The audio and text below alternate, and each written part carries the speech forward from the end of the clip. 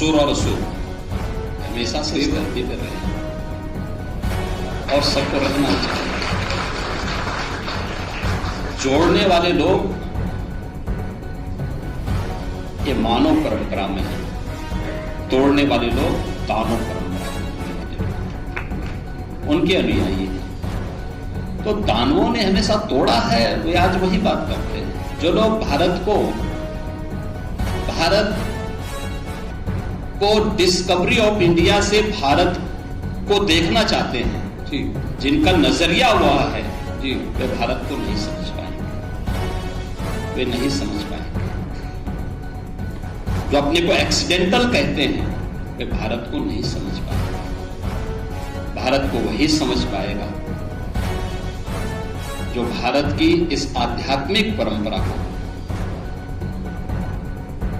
जो राम की परंपरा है, कृष्ण की परंपरा है, भगवान शिव की परंपरा है, शक्ति की परंपरा है, इस परंपरा के प्रति श्रद्धान्वित हो जी, वही भारत को जान पाएगा। एक और मुझे लगता है कि उसकी चिंता नहीं करनी। देश की जनता जागरूक हो चुकी है, एक्सपोज हो चुके हैं लोग। इनको इससे ज्यादा नंगा करने की आवश्यकता नहीं है, क्योंकि हमें तो कभी कभी डर लगता है कि कहीं इससे ज्यादा इनको और एक्सपोज करें तो कहां ये मोती खाने लायक बचेंगे, कहीं नहीं बचेंगे। एक दूसरी स्थिति है, जहां तक आपने वक्फ की बात की है जी, मैं तो कभी कभी आश्चर्य होता है ये वक्फ बोर्ड है या कोई माफियाओं का बोर्ड है, वो माफियाओं का बोर्ड हो गया। अरे याद रखना, एक एक इंच लैंड लेंगे। हमने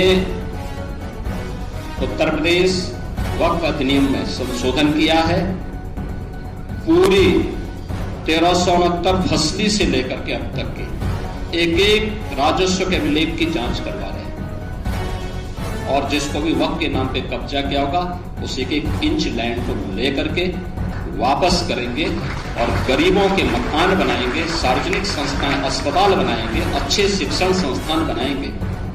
और कुंभ में दावेदारी करने वाले लोग जी, अपनी गनीमत देखो, अपनी खाल बचा लें तो गनीमत।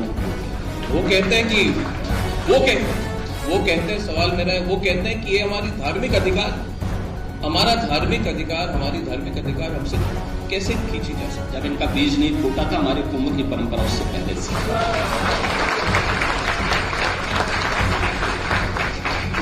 तो योगी जी, इस बार सनातन बोर्ड की बात भी आई। कई लोग कहते हैं कि अगर वक्फ बोर्ड है तो सनातन बोर्ड भी होनी चाहिए, इस पर भी बहस होनी चाहिए, इस पर भी काम होना चाहिए। सवाल मेरा आपसे यह है, इस पर आपकी क्या राय है? देखिए, और इस पर महाकुंभ में चर्चा भी हो। देखिए जी, मैंने कहा ना, हमारा सनातन धर्म की ऊंचाई आकाश से भी ऊंचा है, इसकी गहराई समुद्र से भी नीचे तक है, इसकी तुलना किसी मत और मजहब से नहीं, पता ही नहीं। मैंने कहा ना, वक्फ के नाम पर भूमाफिया के रूप में काम करने वाले उन लोगों से हम अपनी तुलना नहीं करें। हमारा सनातन धर्म बहुत बड़ा है, हमें उस विराटता का परिचय देना होगा। हाँ, सजग रहना होगा, फूट डालने वाले उन तत्वों को जो हमारी विरासत को नुकसान पहुंचाने का काम कर रहे हैं। और जहां तक आपने समाजवादी पार्टी के बहुआ की बात की है, मैं बताना चाहूंगा, ये लोहिया जी के नाम पे राजनीति करते हैं। कभी डॉक्टर लोहिया को पढ़े तो उन्होंने कहा था कि अगर भारत को समझना हो तो दो बातों को याद रखना। एक, सच्चा समाजवादी वह है जो संपत्ति और संतति से दूर रहे।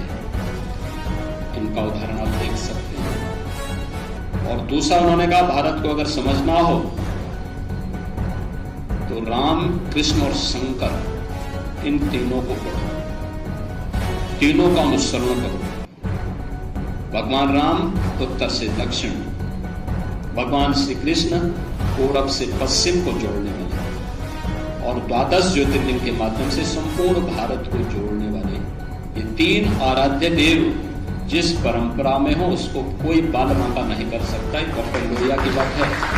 तो कम से कम लोहिया को पढ़ें तो, अगर लोहिया को पढ़ेंगे तो मुस्लिम परस्ती से बच पाएंगे और आने वाली पीढ़ी को अच्छा कुछ बता पाएंगे। जिन्होंने केवल एक ही बात सोची है, एक ही बात जानी है,